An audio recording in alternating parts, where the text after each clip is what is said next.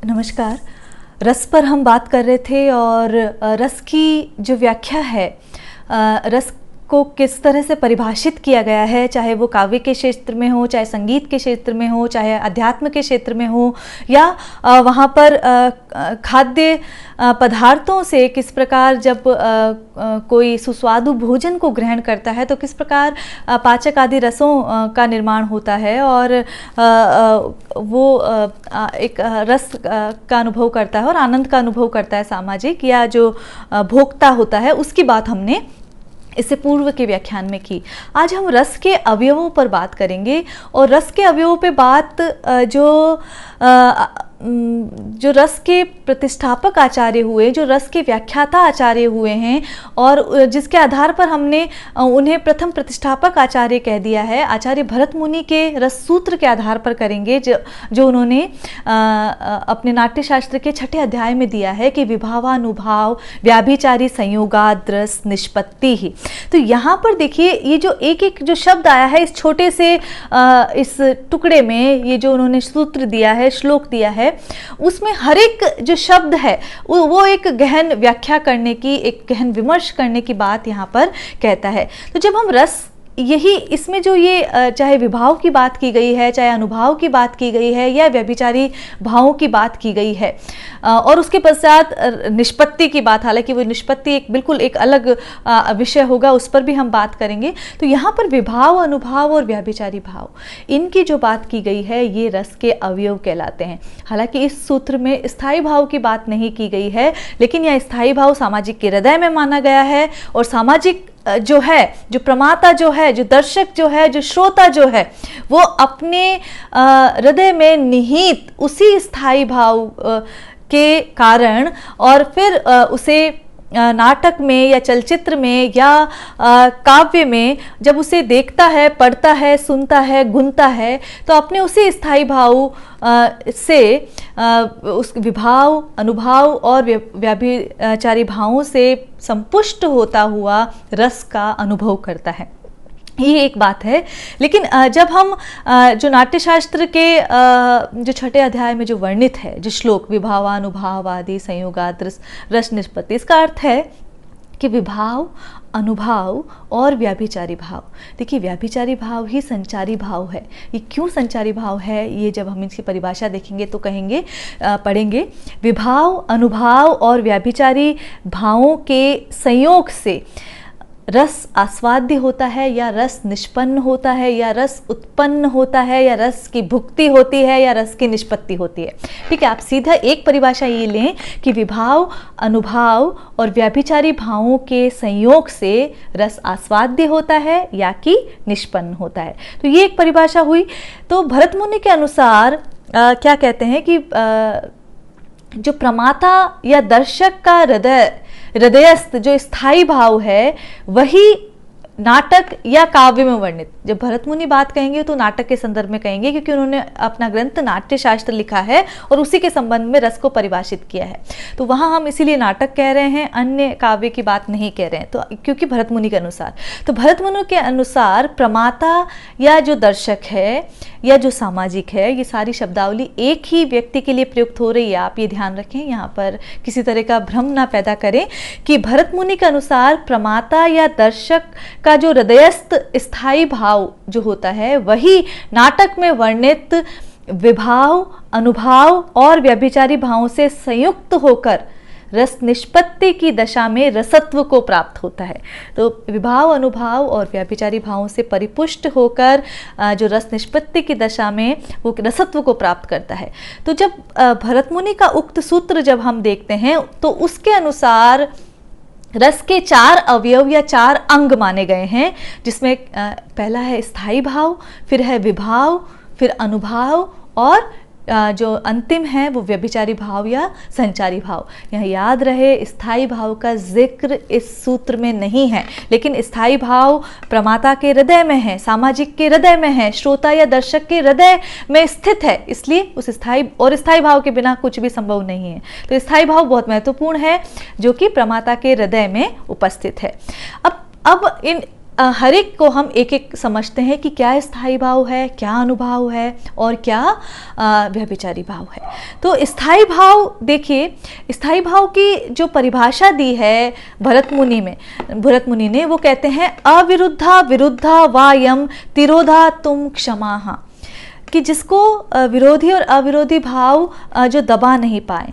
तो कहने का मतलब है अर्थात कि सहृदय के अंतःकरण में जो मनोविकार, जो मनोभाव हैं वो वासना के रूप में सदैव विद्यमान रहते हैं, वो स्थायी भाव हैं, जिन्हें अन्य कोई भी अविरुद्ध अथवा विरुद्ध भाव दबा नहीं सकता है। ठीक है, उन्हें स्थायी भाव कहते हैं। ये स्थायी भाव जो है रस का मूल है, जो रस रूप में जो हम आस्वाद करते हैं उसका मूल है, और स्थायी भाव ही विभाव, अनुभाव और व्याभिचारी भावों से उद्बुद्ध होकर रसानंद में अंततः परिणत हो जाता है। तो इस दृष्टि से जब हम कह रहे हैं अविरुद्धा विरुद्धा वायम तिरोधा तुम क्षमाहा, ये जो कह रहे हैं, तो इसमें इस दृष्टि से जब देखें तो स्थायी भाव क्या है उसको परिभाषित इस तरह किया जा सकता है कि जो अंततः रसत्व को प्राप्त होते हैं वही स्थायी भाव है, जो मूल रूप से सामाजिक में के हृदय में उपस्थित होते हैं वे ही स्थायी भाव है। इसको और देखें तो जो स्थायी रूप से या चिरकाल तक जो चित्त में स्थित रहता है, जो मन में स्थित रहता है, जो हृदय में स्थित रहता है, वो क्या है? स्थायी भाव है। और इसकी एक और परिभाषा देखें तो जिसकी स्थिति काव्य में आद्योपांत बनी रहती है, शुरू से लेकर अंत तक बनी रहती है, वो क्या है? स्थायी भाव है।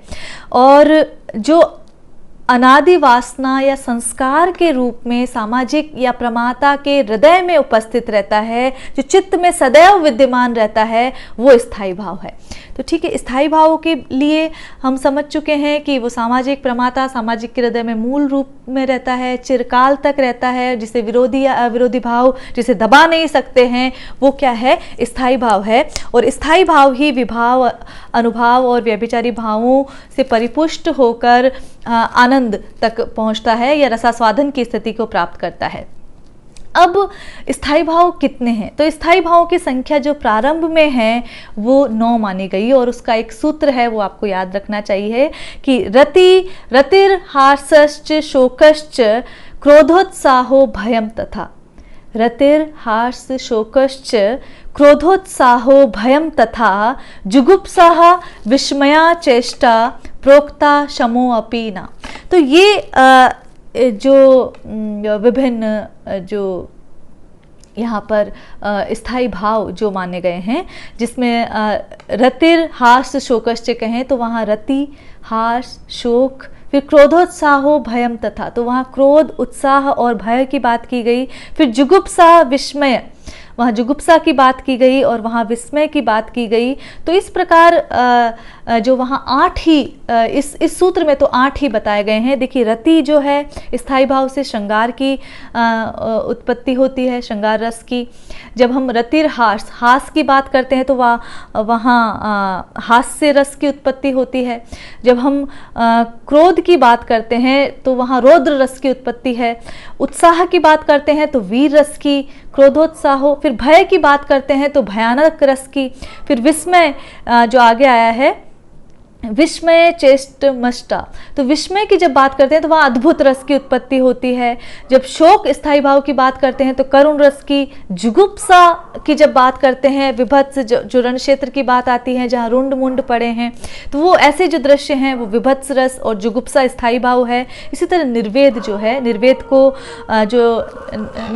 को बाद में जोड़ा गया और इसे शांतो अपि नवमो रस है, ऐसा कहकर शांत रस की वहाँ पर बात की गई, जो कि आध्यात्मिक चर्चा में या जो आध्यात्मिक जहाँ रस का उल्लेख है, आध्यात्मिक बातों का जहाँ उल्लेख है, जहाँ कथानक है, जहाँ आख्यान है, ऐसी चर्चाओं में शांत रस की बात की गई। तो भक्ति से अनुप्राणित जो रस है वहाँ वो शांत रस की बात की गई। तो मूल रूप से देखिए नाट्य शास्त्र में 8 रसों को ही स्वीकृत किया गया, लेकिन बाद में जो नवा रस है, जो शांत रस है, वो जोड़ा गया। और फिर बाद में भक्ति काल में तो और आगे जाकर हमने उसमें आगे वात्सल्य रस को भी जोड़ा है। तो इस प्रकार वात्सल्य स्थायी भाव पर जो आधारित रस है वो वात्सल्य रस को भी स्थापित करने के प्रयास हुए। तो इस प्रकार ये पहला जो रसावयव है जिसकी हमने बात की स्थायी भाव के रूप में। तो मेरे ख्याल से ये स्पष्ट है जब आप ये श्लोक याद कर लेते हैं कि रतिर हर्षश्च शोकाश्च क्रोधोत्साहो भयम तथा जुगुप्सा विस्मयश्चैत्यंष्टा प्रोक्ता शमोऽपि च। तो इस प्रकार इसके आधार पर आपको 8 रस और बाद में जो शांत रस जो जोड़ा गया और जिसका निर्वेद जो स्थायी भाव है वो जोड़ा गया, वो आपको ध्यान रखना चाहिए। जो दूसरा रसावयव है वो विभाव। देखिए भाव में वी यहाँ उपसर्ग है, जो विशेष प्रकार के भाव हैं। तो जो भावों के उद्बुद्ध होने के जो कारण हैं, स्थायी भाव तो सामाजिक के हृदय में है, लेकिन सामाजिक के हृदय में एकाएक कैसे वो श्रृंगार रस जो है उत्पन्न हो गया या हास रस कैसे उत्पन्न हो गया? वो सुषुप्त अवस्था में पड़े थे, लेकिन उसे जो उद्दीप्त करने का जो कार्य करते हैं वो विभाव करते हैं। तो विभाव के लिए आप ये कह सकते हैं जो सामाजिक या जो सहृदय के हृदय में स्थित स्थायी भावों को उद्बुद्ध या जागृत करने का जो काम करते हैं वो कौन करते हैं? विभाव करते हैं। इसीलिए इन्हें क्या कहा जाता है? कारण रूप तत्व। जो स्थायी भावों को जो उद्भुत करने के या जागृत करने के जो कारणभूत तत्व हैं वो क्या है? विभाव है। तो विभाव का अर्थ क्या हुआ? कारण। तो काव्य, नाटक आदि में वर्णित होने पर विभाव सामाजिक के हृदय में जो वासना रूप में स्थित विभिन्न स्थायी भाव हैं उनको क्या करते हैं? उत्तेजित करते हैं या उनको उद्बुद्ध करते हैं। तो इसीलिए कहा गया है विभावः कारणम निमित्तम, कि विभाव जो है उन सामाजिक के हृदय में जो स्थायी भाव है उन्हें उद्बुद्ध करने वाले कारक तत्व हैं, कारण हैं।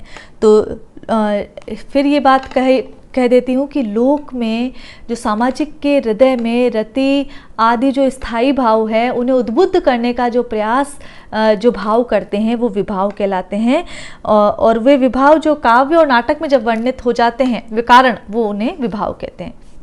देखिए विभाव के भी 2 प्रकार हैं। पहला प्रकार है आलंबन विभाव और दूसरा है उद्दीपन। तो यहाँ पर आलंबन विभाव क्या है और उद्दीपन विभाव क्या है, इन्हें आपको समझना बहुत ज़रूरी है। ये केवल रस को समझने के लिए नहीं, वरन किसी भी काव्य की जब आप व्याख्या करते हैं उसमें कौन सा रस वर्णित है, वहाँ पर कौन आलंबन के रूप में है, कौन उद्दीपन के रूप में है, जब ये भी समझना चाहें तो ये परिभाषाएं बहुत महत्वपूर्ण काम करती है। तो आलंबन विभाव क्या है? देखिए आलंबन विभाव जो है वो स्थायी भाव के उद्बुद्ध होने के प्रमुख कारण हैं। हम विभाव का जो पहला भेद है आलंबन विभाव की बात कर रहे हैं। और आलंबन विभाव क्या है? आलंबन मतलब सहारा। तो काव्य या नाटक में वर्णित जिन पात्रों का अवलंबन लेकर या सहारा लेकर सहृदय में जो रति आदि स्थायी भाव हैं वो रस रूप में जब अभिव्यक्त होते हैं तो उन्हें आलंबन विभाव कहते हैं। इसको उदाहरण से समझिए, जैसे कि कृष्ण को देखकर यशोदा के मन में वात्सल्य रस की उत्पत्ति हुई, तो वहाँ जो वत्सल भाव है, स्थायी भाव, वो तो यशोदा के मन में है, लेकिन किसको देखकर उत्पत्ति हुई? कृष्ण को देखकर। तो कृष्ण यहाँ पर क्या है? आलंबन है। तो इसी तरह आप यदि देखें, दुष्यंत शकुंतला का बहुत जिक्र किया जाता है, जब रस पढ़ते हैं तो यही सारा उदाहरण मिलता है। तो आप देखिए कि दुष्यंत को देखकर शकुंतला के मन में रति नामक स्थायी भाव का उद्रेक हुआ, लेकिन किसे देखकर हुआ? दुष्यंत को देखकर हुआ। तो दुष्यंत क्या हो गए? यहाँ पर आलंबन हो गए। जो शकुंतला के हृदय में जो स्थायी भाव है, रति नामक स्थायी भाव है, उसका आलंबन कौन हो गए? दुष्यंत हो गए। तो इस प्रकार आलंबन विभाव में जो आलंबन के साथ ही एक और चीज हुई, क्या? उसे क्या कहा हमने? आश्रय। देखिए ये शब्दावली है, यहाँ पर 3 बातें बार बार आ रही है। एक तो सामाजिक, प्रमाता, दर्शक, श्रोता, ये सब एक चीज है। दूसरी, हमने जब आलंबन विभाव में बात की तो वहां कोई ना कोई रस का एक आलंबन होगा जिसे देखकर जो ग्राह्य जो कर रहा है, ग्रहण जो कर रहा है, उसका वो आलंबन रहेगा। तो यहाँ पर जब हमने यशोदा और कृष्ण की बात की, यशोदा और कृष्ण के संदर्भ में बात की, तो यशोदा का आलंबन कौन है? कृष्ण है। और यशोदा क्या कहलाई? आश्रय। ये संज्ञा भी आप ध्यान रखें, जो उसका भोक्ता है वो आश्रय कहलाएगा। तो आलंबन विभाव में आलंबन के साथ ही एक आश्रय भी होता है। तो जिन्हें देखकर रस का उद्रेक होता है वो तो आलंबन कहलाएगा, और आलंबन को देखकर जिसके हृदय में रस का उद्रेक हो वह क्या कहलाएगा? आश्रय। तो दो चीजें यहाँ पर महत्वपूर्ण है, आलंबन और आश्रय। तो अगर हमने शकुंतला और दुष्यंत का उदाहरण लेते हैं तो वहां पर जिसके हृदय में दुष्यंत को देखकर स्थायी भाव जागृत हुआ वो आश्रय कौन है? शकुंतला। और दुष्यंत क्या है? आलंबन। तो और यशोदा और कृष्ण के संदर्भ में कृष्ण वहां आलंबन है और आश्रय कौन हुई? यशोदा। तो ये बात ध्यान रखें। तो ये आलंबन विभाव कहलाया कि स्थायी भाव के प्रकट होने का जो मुख्य हेतु है, जिसके कारण, जिसका अवलंब लेकर, जिसका सहारा लेकर आश्रय के हृदय में वो भाव जो जागृत होते हैं वो आलंबन विभाव कहलाता है। इसी तरह जो उद्दीपन विभाव है वो क्या होते हैं? आलंबन विभाव के सहायक या अनुवर्ती होते हैं। मुख्य तो आलंबन होता है, लेकिन आलंबन विभाव के साथ साथ जो कारक चलते रहते हैं वो उद्दीपन विभाग के अंतर्गत आते हैं। और उद्दीपन के अंतर्गत ये जो उद्दीपन भाव जो होते हैं वो स्थायी भाव को अधिक प्रबुद्ध करते हैं, उद्दीप्त करते हैं और उसे उत्तेजित करने में सहायक होते हैं। तो ये यहाँ पर मुख्य रूप से कहा जा सकता है कि जो उद्दीपन विभाव हैं वो आलंबन विभाव के अनुवर्ती होते हैं, उसके पीछे पीछे चलने वाले होते हैं। आलंबन पहले होना चाहिए, फिर उसके आलंबन की जो चेष्टाएं कही गई या जो बाह्य वातावरण है। अब जैसे दुष्यंत की बात की जाए तो दुष्यंत का बोलना, चलना, फिरना, जो आलंबन की चेष्टाएं हैं, चाहे वो शारीरिक भी हो सकती हैं, वो वाचिक भी हो सकती है। तो ये जो चेष्टाएं जो कहलाई वो उद्दीपन विभाव के अंतर्गत आई। साथ ही जो परिवेश है, ठीक है, वहाँ यदि वर्षा हो रही है, वहाँ तीव्र हवा चल रही है, मंद मंद समीर बह रहा है, अनुकूल वातावरण है, तो ये सारी जो चीज़ें हैं उद्दीपन, ये उसको तीव्र करती हैं, ये रसास्वादन की अनुभूति को तीव्र करती हैं। तो इसीलिए ये उद्दीपन विभाव के अंतर्गत आती हैं। तो आलंबनगत बाह्य चेष्टाएं, बाह्य वातावरण, ये सारी जो बातें हैं वो उद्दीपन विभाव के अंतर्गत आती हैं। हम फिर उस उदाहरण पर लौटते हैं कृष्ण और यशोदा के। तो कृष्ण की जो बाल सुलभ चेष्टाएं हैं, कृष्ण का जो नटखटपन है, कृष्ण की जो चलना फिरना है, उसके संदर्भ में या कृष्ण की जो बातें हैं वो सारी किस में आ रही है? उद्दीपन विभाव के अंतर्गत आ रही हैं। इसी तरह यदि हम देखें जो दुष्यंत के संदर्भ में, तो दुष्यंत की शारीरिक चेष्टाएं, जो उपवन है, जो कुंज है, जो वातावरण है, ये सारी जो चीज़ें हैं वो उद्दीपन विभाव के अंतर्गत आती हैं। तो भावोद्दीपन के लिए जो भी अनुकूल स्थितियां सहायक होती हैं वो इसमें उद्दीपन विभाव के अंतर्गत आती हैं। याद रखिए, प्रतिकूल परिस्थितियों में रस का उद्दीपन संभव नहीं है। युद्ध की वेला है और वहाँ श्रृंगार रस की बात की जाए तो बेमानी है ना। इस तरह तो ये चीज़ें हैं कि प्रतिकूल परिस्थितियों में, प्रतिकूल परिवेश में रस उद्दीप्त नहीं हो सकता है। तो यही बात यहाँ पर समझाने की बात की जा रही है। तो हमने जो दूसरा रसावयव देखा विभाव, उसके हमने दो भेद देखे, जिसमें आलंबन विभाव देखा और उद्दीपन विभाव। जब आलंबन विभाव की बात करते हैं तो हमने दो संज्ञाएं महत्वपूर्ण रूप से देखी, जिसमें आलंबन और आश्रय की बात की। और उद्दीपन विभाव के अंतर्गत जब हम देखते हैं तो वहाँ भी दो चीज़ें हैं कि जो आलंबन की चेष्टाएं हो सकती है और उसका परिवेश जो हो सकता है वो रस को उद्दीप्त करने में आलंबन के अनुवर्ती वहाँ पर सिद्ध होते हैं। और इसीलिए रस का उद्रेक करने में, रस को उद्दीप्त करने में, रस को उत्तेजित करने में वो महत्वपूर्ण भूमिका का निर्वहन करते हैं। तो ये दो बातें थी। अब जो तीसरा अवयव है, जब हम बात करते हैं विभावादि, जो रस सूत्र है जिसमें हमने बात की विभाव, अनुभाव, व्याभिचारी, संयोगाद रस निष्पत्ति, है ना। तो वहाँ पर जो तीसरा तत्व जो आ जाता है, हमने स्थायी भाव की बात की जिसका उल्लेख वहाँ नहीं है, लेकिन हमें पता है स्थायी भाव के बिना ये रस का जो संपूर्ण जो समीकरण है उसे सुलझाना संभव नहीं। तो जो तीसरा तत्व आ जाता है स्थायी भाव विभाव के बाद, वो है अनुभाव। तो देखिए, विभाव जो विशेष प्रकार के भाव हैं, अनुभाव जो भावों के साथ साथ चलते हैं, भावों के पीछे पीछे। अनुपसर्ग का मतलब है पीछे जो चलता है जो चीज।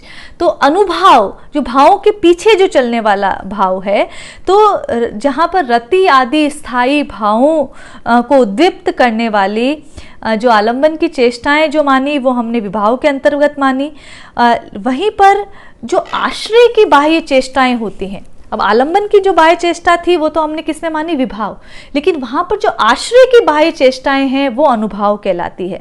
तो इस तरह जब हम अनुभाव की जब बात करते हैं तो उसका अर्थ है भावों का अनुगमन करने वाले, अर्थात अनुभाव वयंती इति अनुभाव है। तो भावों का जो अनुगमन करते हैं, तो रति आदि स्थायी भाव का अनुभव करने के कारण ही वो क्या कहलाते हैं, अनुभाव। तो यहाँ पर अनुभाव के कुछ उदाहरण अगर हम देखें तो 4 प्रकार के अनुभाव कहलाते हैं, जिसमें आंगिक या कायिक जो पहला भाव है, फिर वाचिक, फिर आहार्य और सात्विक। देखिए, ये आश्रयगत चेष्टाएं हैं, ये ध्यान रखिए।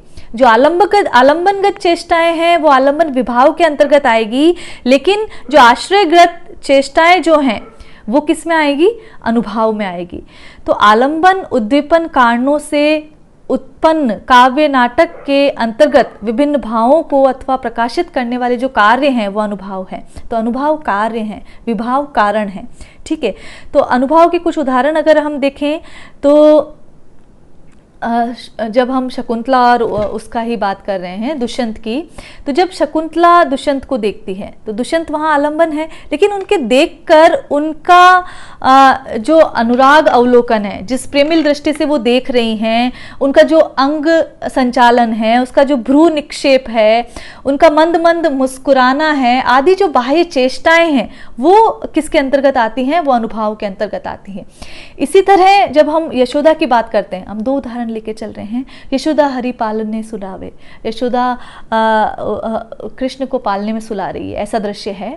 और वो उनकी क्रियाओं को जब देखती है कि कभी तो वो मुस्कुराते हैं, कभी होठ फरकने लगते हैं उनके, तो उनको देखकर वो अचानक मुस्कुराती हैं, खुश होती हैं, प्रसन्न होती हैं, हुलसती हैं। तो ये जो सारी चेष्टाएं हैं, जो आश्रयगत चेष्टाएं हैं, वो अनुभाव है।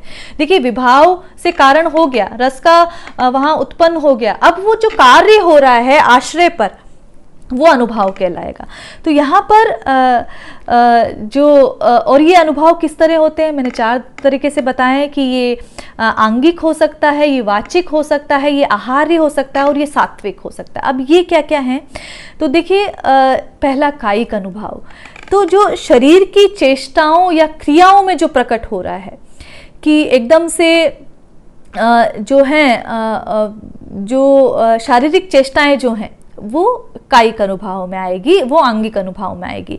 लेकिन जहाँ पर हम कहें कि जो वागिंद्रियां जो हैं, जो कहना है, वो कहन का तरीका बहुत मधुर हो जाए, कोमल हो जाए, जैसे बालक से बात कर रहे हैं तो उस बाल सुलभ वहाँ पर वाग व्यापार होगा। तो इस तरह की जो बातें आ जाती है आश्रय में, तो वो वहाँ पर वाचिक अनुभाव कहलाएगा। तो ये दूसरा अनुभाव है कि वाचिक अनुभाव। इसी तरह आहार्य जो होता है वो जो ग्रहण किया गया, तो पात्र द्वारा जो बाह्य रूप से ग्रहण की गई जो वेशभूषा है, अलंकार है, साज सज्जा है, वो आदि आहार्य के अंतर्गत आती हैं। और चौथा जो है सात्विक अनुभाव, जो सात्विक अनुभाव जो 8 तरह के माने गए हैं, इसमें सत्व के योग से उत्पन्न कायिक चेष्टाएं आती हैं, लेकिन उन कायिक चेष्टाओं पे आश्रय का कोई जोड़ नहीं है। अभी कैसी है देखिए, स्वेद है, अचानक कोई ऐसा दृश्य देखकर माथे पर पसीना आ जाना, स्वेद, ये अनियंत्रित वाली चीज है, इसीलिए इन्हें सात्विक अनुभाव कहा गया है। कंपन, रोमांच हो जाना, स्तंभ हो जाना, स्वरभंग हो जाना, अश्रु आ जाना, विवर्ण हो जाना या प्रलय जैसी सूचना, जब मृत्यु को ही प्राप्त हो जाना, तो ये सारी चीजें जो हैं वो इसमें सात्विक अनुभवों की श्रेणी में आती है।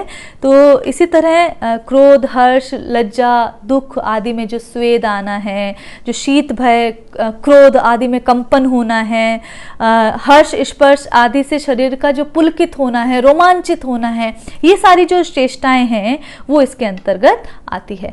आंसू गिरना, अमर्ष में, दुख में आंसू गिरना, ये सारी जो चेष्टाएं हैं वो सात्विक अनुभाव की श्रेणी में आती है। तो हमने ये देखा कि जो अनुभाव है, जो स्थायी भाव का जो अनुभव करवाते हैं, वो कौन है? अनुभाव है। तो अनुभाव कार्य रूप में है और ये आश्रयगत चेष्टाएं हैं और ये 4 प्रकार के होते हैं, जिसमें हमने देखा कि जो कायिक है, जो वाचिक है, जो आहार्य है और सात्विक है। और सात्विक में हमने फिर से 8 प्रकार की बात की, जिसमें स्वेद, कंपन, रोमांच, स्तंभ, स्वरभंग, अश्रु, विवर्ण्य और प्रलय, इनकी बात की। तो ये बात यहाँ पर हमने अनुभवों की। अब इसके बाद जो चौथा है, जिसे हमने व्यभिचारी भाव भी कहा है और संचारी भाव भी कहा है, तो ये भरत मुनि का जो रस सूत्र है, जिसमें हमने कह रहे हैं विभावानुभाव, व्यभिचारी, संयोगाद्रस, निष्पत्ति, तो उसका तीसरा संघटक है। भरत मुनि के रस सूत्र का जो तीसरा संघटक तत्व है वो है व्यभिचारी भाव, या जिसे हमने क्या कह दिया है? संचारी। तो देखिए ये क्या है? संचारी भाव क्यों कहा गया या व्यभिचारी भाव क्यों कहा गया है? जो अस्थिर मनोविकार होते हैं या जो अस्थिर जो चित्त वृत्तियां होती हैं, वही संचारी भाव है। तो ये जो मनोविकार है, ये आश्रय और आलंबन दोनों के ही मन में उठते हैं और विलीन होते रहते हैं। ये उठते रहते हैं और विलीन होते रहते हैं बुद्बुद रूप में, जिस प्रकार बुलबुला जल में उठता है और विलीन होता रहता है, इसीलिए इन्हें संचरणशील कहा गया है, विचरण करने वाला कहा गया है, और जो स्थायी नहीं है, इसीलिए क्या है? संचारी भाव। तो इस तरह से इन्हें परिभाषित किया जा सकता है कि जो संचारी भाव होते हैं वो स्थायी भावों के बीच बीच में प्रकट होते रहते हैं, और चूंकि ये क्षणजीवी हैं, कुछ क्षण के लिए जीवित रहते हैं, इसीलिए शीघ्र ही ये क्या हो जाते हैं? विलीन भी हो जाते हैं। तो ये भी जो संचारी भाव जो हैं वो भी स्थायी भावों के सहकारी कारण हैं। उन्हें रसावस्था तक जो ले जाते हैं, जो स्वयं बीच बीच में जल तरंगवत उठते गिरते रहते हैं, वो संचारी भाव हैं। तो संचारी भाव क्या हैं? मनोविकार हैं, वो शरीर के नित्य धर्म नहीं है। ये बात आप ध्यान रखें। तो मनोविकार है, नित्य धर्म नहीं है। तो संचारी भावों को ही हमने इसीलिए क्या कहा गया है? व्यभिचारी भाव कहा गया है, क्योंकि इनका किसी रस विशेष से कोई संबंध नहीं है, अपितु एक संचारी भाव क्या होता है? अनेक रसों में संचरण कर सकता है। इसीलिए हमने इन संचारी भावों को क्या कहा है? व्यभिचरण। वो एक तक सीमित नहीं है, वो अनेक रसों में संचरण कर सकते हैं। इसलिए ये क्या कहलाते हैं? व्यभिचरण या व्यभिचारी भाव भी कहलाते हैं। तो जैसे कि जो हर्ष है, अगर हम हर्ष की बात करें, जो हर्ष एक संचारी भाव माना गया है, जो 33 संचारी भावों में से एक संचारी भाव क्या है? हर्ष भी माना गया है। तो हर्ष देखिए वीर रस में भी वहाँ आता है, श्रृंगार रस में भी आता है, हास्य रस में भी आएगा, अद्भुत रस में भी आएगा। तो इन सब में जो है वहाँ ये हर्ष जो मनोविकार आ रहा है। इसी तरह जब हम शंका देखें तो वो वियोग शंकार में भी आती है, वो करुण में भी आती है, वो भयानक में भी आती है। तो इस प्रकार जो एक ही जो व्यभिचारी भाव है, ये जो संचारी भाव है, वो अनेक स्थायी भावों में संचरित हो सकता है। इसीलिए उसकी इस प्रवृत्ति के कारण, चूंकि वो एकनिष्ठ नहीं है, देखिए अनेक भावों में संचरित हो सकता है, इसीलिए वो क्या कहलाया? व्यभिचारी भाव कहलाया। तो संचारी भावों की संख्या हमने 33 मानी है, जिसमें निर्वेद, ग्लानि, शंका, असूया, मद, श्रम, आलस्य, दीनता, चिंता, मोह, आवेग, जड़ता, गर्व, विषाद, ये सारी चीज़ें, जिसमें निद्रा भी है, अपस्मार भी है, स्वप्न भी है, विबोध भी है, अवमर्श भी है, ये सारी जो चीज़ें हैं, जिसमें व्याधि, उन्माद भी है, ये सारे 33 आपके संचारी भावों के अंतर्गत आते हैं। तो इस प्रकार हम कह सकते हैं स्थायी भाव आश्रय के हृदय में आलंबन के द्वारा उत्तेजित होकर, उद्दीपन के प्रभाव से उद्दीप्त होकर और संचारी भावों से पुष्ट होकर अनुभवों के माध्यम से व्यक्त होता है। तो स्थायी भाव जो सामाजिक के हृदय में है, विभावादि से पुष्ट होता है और अनुभवों के माध्यम से व्यक्त होता है, जो शारीरिक चेष्टाओं के माध्यम से, और जो संचारी भावों से पुष्ट होकर वहाँ पर रस के रूप में व्यक्त होता है, परिपुष्ट होता है। तो ये रस की बात हमने की, हमने रस सूत्र की बात की, और जो रस के अवयव हैं जिसमें 3 संघटक अवयव तो विभाव, अनुभाव और व्याभिचारी भाव जो है वो भरत मुनि बताते हैं।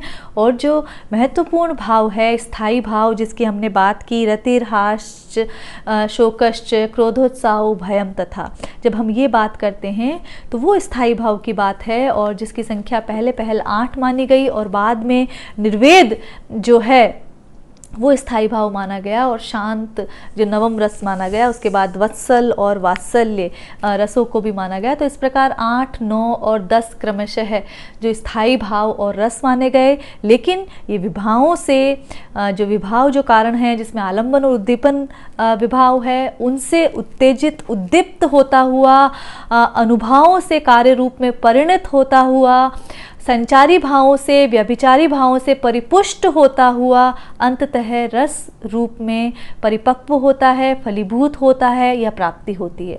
तो ये बात आज हमने रसावयव के संबंध में की।